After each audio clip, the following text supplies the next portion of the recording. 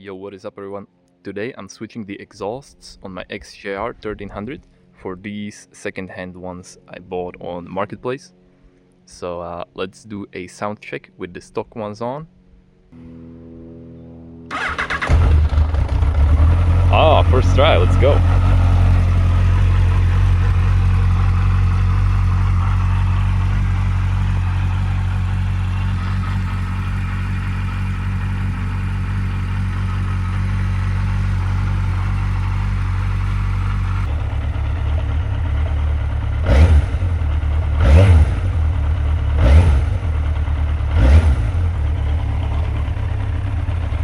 Alright, no exhaust. This could be loud as fuck.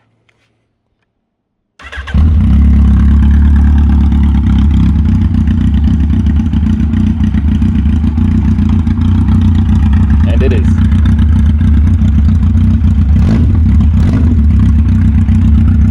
Alright, so this is what it looks like with the Viper. I couldn't even find what this company really does. But hey, whatever. This is what it looks like with these exhausts on. Honestly, I like it. It looks really good.